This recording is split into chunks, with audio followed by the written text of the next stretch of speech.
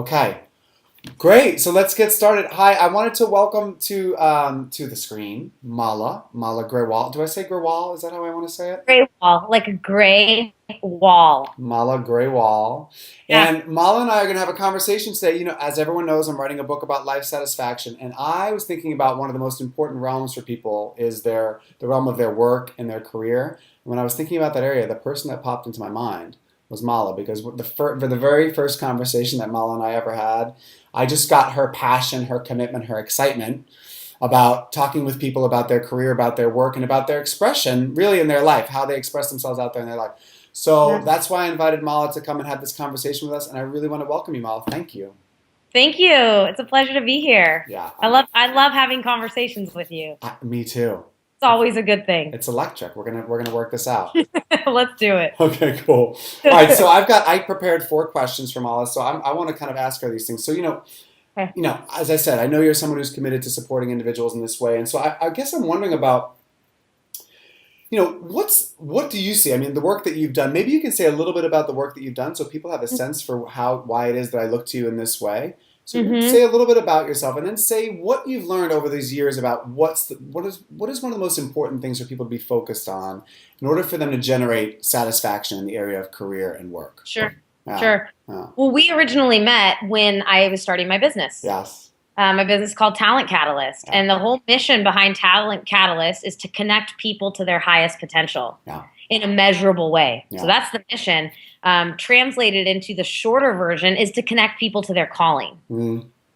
Because as I went through my career path, I spent a lot of time in advertising, several years there. And as I went through my career path, I realized that there was a distinction between a job, a career, and a calling.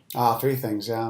Three things. I realized that there was that it was really important for in terms of life satisfaction to Yeah. make that to distinguish those things, Yeah. and then to figure out what you wanted. Yeah. Did you want a job? Do you want a career? Or do you want a calling? Yeah. And in some ways, when I talk to people about that, it seems pretty obvious that, oh, well, of course you want a calling.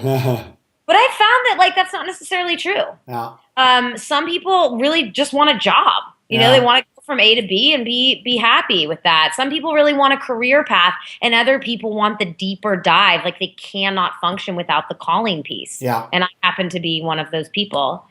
And the way that I came about this is, well, part of it was my own experience, but a big portion of this was asking people about.